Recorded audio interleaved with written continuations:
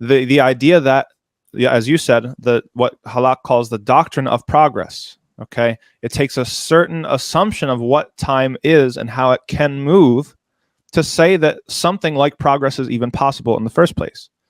We have an imagination that time is sort of linear, right, and fairly homogeneous. So there were eras before, and we have these kind of things we call years that mark the calendar, and we are slowly marching forward, and we assume that we are marching forward indeed and not marching backwards, such that we can say, well, we don't want to go back. And how many academic articles or books have you read where the author in the end, he has to, his publisher is forcing him to give some sort of way out or some sort of conclusion. He says, well, we can't go back. Well, that's a whole idea of what time is, that you could go back to it or not go back to it in the first place. Is the past really back?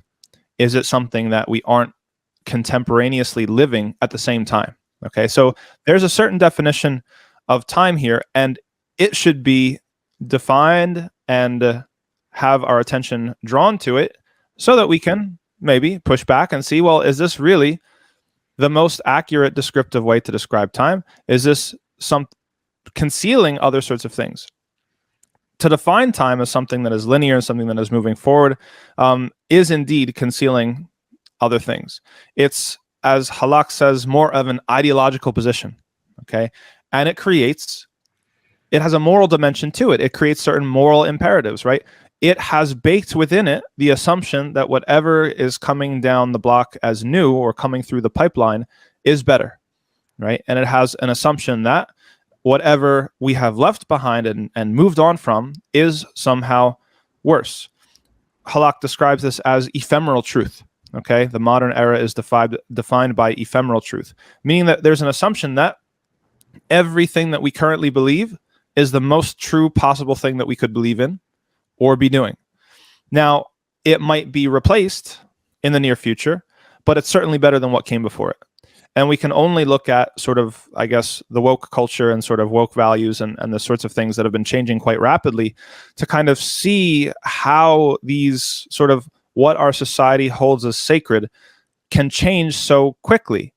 And how the values that we had even just 5 years ago are no longer sufficient. Or even 5 minutes ago, I would say. Or even 5 minutes ago, of course. The rate of change, or progress, as it's called, seems to accelerate and knows no natural terminus. It seems to just be open-ended. So who knows what the next obligation, next letter to be added to the alphabet, LGBTQ, whatever, will be. Incest, pedophilia, bestiality. Sorry to mention these things, but these are all possible in this world of progression and progress. Yes, exactly. And so we create a situation here by defining time in such a way, and by assuming that that progress is being made, and which is something that people take on faith as a doctrine, right, a dogma even. We create this situation where we are always assuming that we are arriving at the most true conclusions or most true way of living right now. Now, this is very, very slippery, okay? Because we're also admitting, and people have pointed this out when it comes to, again, like sort of wokeness and so on and so forth, that we're admitting that 5 years or 10 years from now, or yes, 5 minutes from now, our way of thinking is going to be outdated, right? And yet, that doesn't give us pause when it comes to the violence that we're willing to perform, right? We see all these sorts of things, rainbow flags being painted on bombs that are being dropped in the Middle East and things like this, right? Nobody gives pause by saying, well, maybe 5 years from now we'll think differently about this. No, this is the most currently true thing, and it's much more true than anything that came in the past.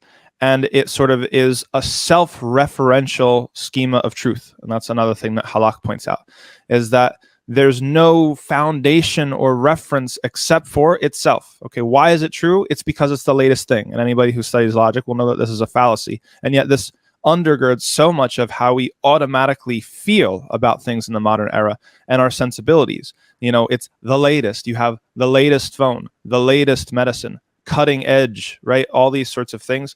We assume that is good. We assume that it's better, even if we're admitting that it will be replaced one day, and one day will not any longer be the best. There's an assumption that in the point in time that we inhabit right now, that it is the absolute best. And just to, he mentions in passing in the bit I read, the attempt to dominate and control nature and the environment and the catastrophic consequences of this scientific progressive attitude of exploiting natural resources. And we know where we're going with this. So this attempt to be progressive and ever more cutting edge can lead to absolutely world threatening consequences. It's not just neutral. It can really impact our lives in quite terrible way. We're seeing it now with the consequences of climate change. Yes, and I think the most dangerous thing, and Halak is getting at this when he's talking about how self-referential modern history is, or the doctrine of progress is that you can't critique it, you can't challenge it, because by very definition, of time, or the assumption of time that's within this sort of doctrine, is that it's already the best, and if we have any critique of it, it's simply going to be fixed in the next update or the next iteration or the next whatever, right? So we might see cracks. You might point out cracks like, oh, we're polluting the oceans, and we're killing some sort of species and making them extinct, and so on and so forth. But the assumption is always what? The assumption is always that the issue is, or the resolution to that issue is just around the corner. We have simply not yet found the cure. We have simply not yet found the technology or invented the thing that is going to be able to save us from the problem that the march of progress has put us in the first place. And this march of progress is very, as Alex says, is very particular to a specific part of the globe. It's local, it's geographically located in Europe and the United States, and it has particular historical roots. We can trace back to the Enlightenment, and he mentions Hegel as well. This is not a universal, neutral, value-free system. It's highly specific, culturally, philosophically contingent upon a unique set of circumstances in Europe's history, that with pretenses to be global and universal. And this is a highly questionable assumption in Wallach's view. Yes, definitely. And that's one of his first sort of defining features of the state, which we'll get to in a second.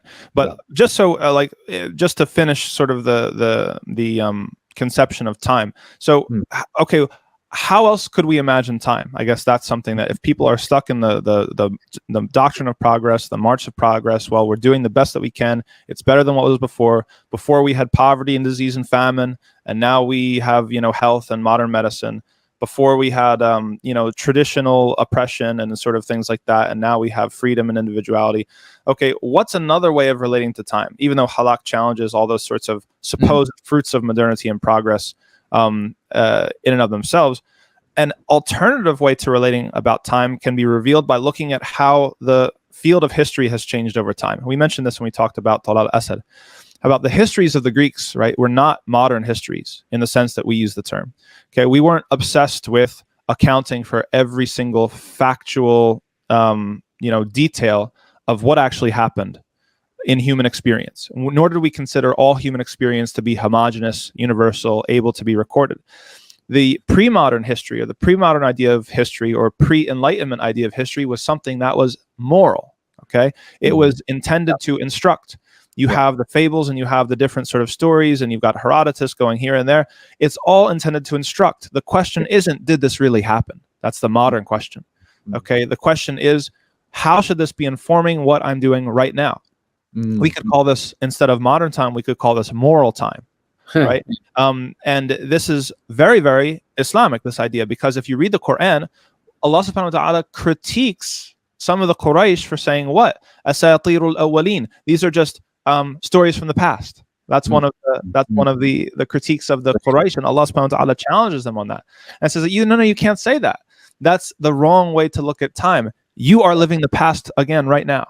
Okay, everything that you have within the Quran, these are typologies. Yes, they're also historically, in the modern sense, true. Fir'aun and Qarun and all these sorts of characters, they're literally true, but there's a transhistorical element to them, and there's a moral dimension to them. How are you going to act right now? What are you supposed to do if you're in this situation? All right, and so it collapses that line of linear history, and it actually makes it into maybe something of a point or a loop or a spiral or something like this. Is that we benefit from the past within moral history. In fact, we are living the past again right now. And we're going to constantly continue to relive the past. and this is kind of the moral dimension of, you know, being tested and accountability and then judgment in the afterlife and things like this. That's not modern time.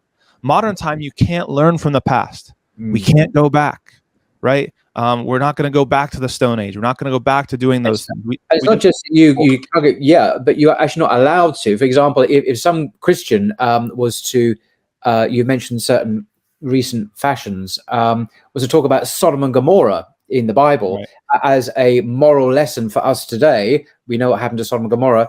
That would be immediately ruled out as completely unacceptable and illicit. But that's the application of timeless truth, biblical truth, this is the Quranic truth as well, to our contemporary. But that's somehow invalid to do that. But for a Christian, a Jew, and a Muslim, traditionally understood, these are valid comparisons. They're moral evaluations of our era in the light of previous generations who underwent God's judgment in the past. So just to illustrate your point, perhaps.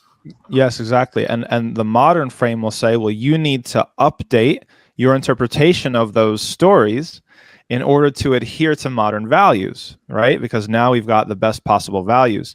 Whereas the moral time would say, no, we are living the exact same thing again, even if the minor details are changing.